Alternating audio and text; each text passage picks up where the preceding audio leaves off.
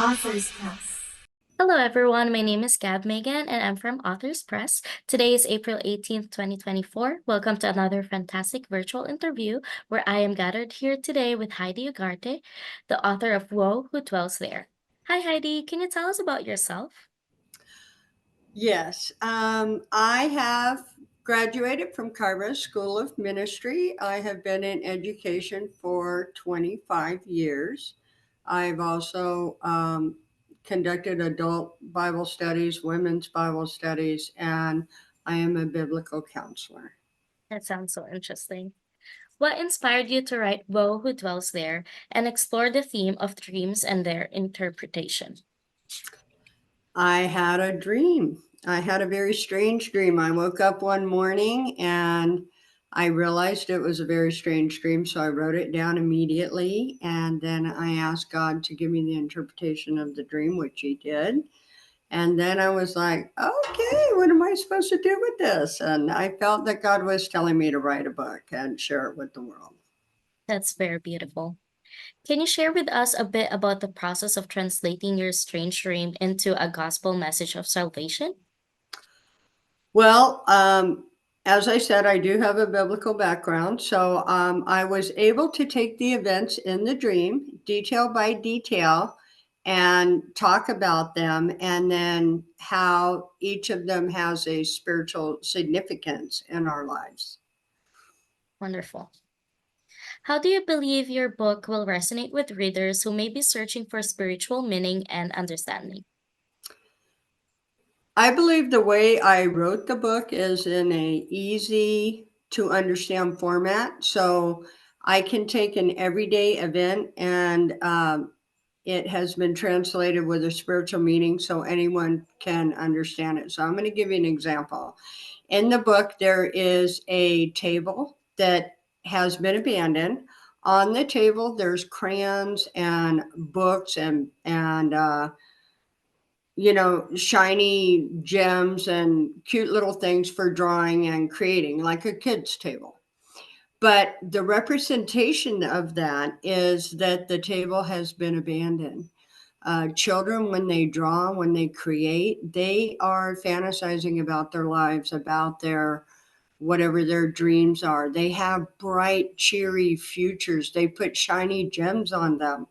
But because this table isn't abandoned, it represents broken dreams, lost hope, no longer having those great aspirations that most of us have.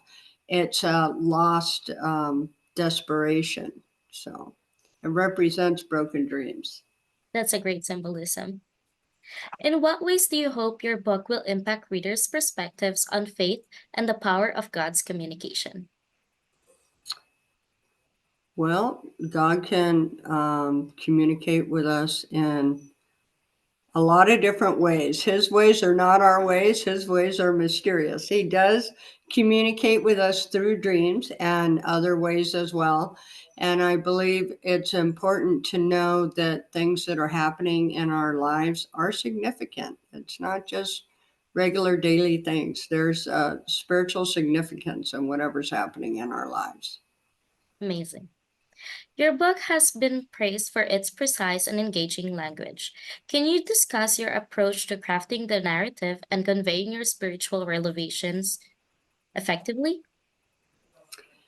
Yes, the way I wrote the book is conversationally. So the way I'm talking to you now, just having a regular conversation, is the way it is in the book. So when I'm talking to you, I say, okay, well, let's look at the detail. Let's delve a little bit deeper into this. What is this saying exactly? So it's very easy to follow. It's very easy to go along with, and it's engaging. I can tell you right now, it's a page turner. Everyone that I've talked to has said they had a hard time putting it down, that they were, very engrossed in the Sounds book. interesting. What personal experiences or insights inspired the honesty and depth of your testimony within the book? Well, again, what happens in our lives is very important. So In my book, there's a house, and a person goes into the house. So the house represents our lives, our bodies, your life, my life. So on the outside, it's a very nice looking house. Um, but once you go inside, you don't realize at first when you go inside, there's some problems there. And that's representative of ourselves because when we look at each other, when we look at ourselves, we look pretty good on the outside. I mean, we look good. Everybody who meets us, they just think we're regular people. Do they see what's going on inside? No. I mean, we know what's going on inside. God knows what's going on inside. So my book, it's a journey to deeper enlightenment. Wonderful, thank you. Could you share a particular moment or scene from your book that you believe encapsulates its message of spiritual hope and of God's power? Yes, there is a spider. Um, and in the beginning, I have seen that spider many times. I was not afraid of it. The spider looks like a giant stuffed animal, looks like a plush toy. So even though I see it, I know it's there. I'm not afraid of it. I mean, it doesn't look like anything. But later on, oh my gosh, it is horrible. It is this terrifying, menacing thing that's ready to attack. It's very, very frightening. And I think it just, and as the story builds, you see how it builds. It just lets you know that ordinary things in our lives that we don't think are any big deal, it can have a very big impact on us later if we don't know what we're looking at. We don't see the signs. We don't understand the spiritual impact. That can turn into something else later on. That's very meaningful. Thank you for that. How do you see Woe Who Dwells There fitting into broader landscape of literature focused on spiritual growth and understanding?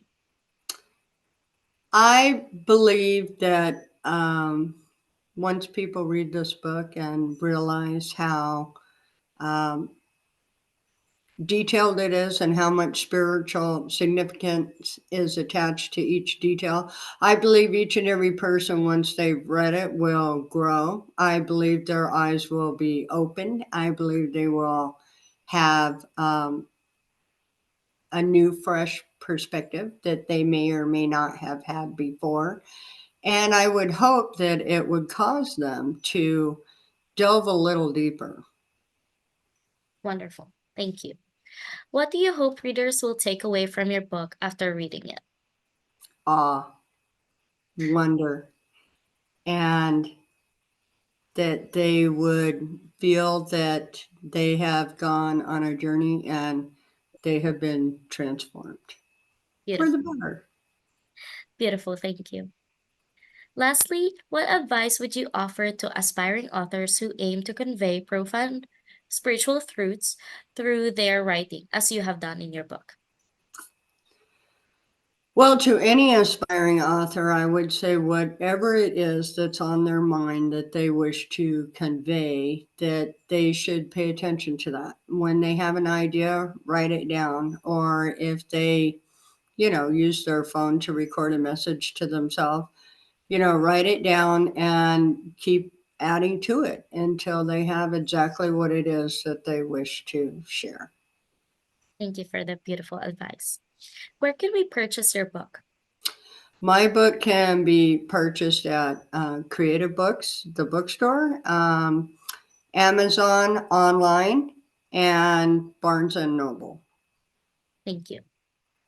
So you have an option to answer this question or not. We just need to ask this for us to be able to serve our authors in the future. How was your experience working with Authors Press? I've had a great experience working with Authors Press. I have found everyone to be friendly, and everyone is they appear to be very efficient, very good at their jobs. They follow through. I have been especially happy with my author representative. She gets back to me right away answers all my questions. There's good follow through. I would recommend Authors Press to anyone and everyone. I have been very happy. Thank you so much. We appreciate that. So that's all the questions I have for you today. Thank you so much for meeting with me today and discussing your book. It's been very pleasant speaking with you. If you have any questions or concerns, please feel free to reach out to Authors Press either via email or phone number, and we will get back to you as soon as we can. This has been Heidi Ugarte and Gab Megan. Thanks for tuning in. Thank you. Thank you. Have a great day. You too. Authors Press.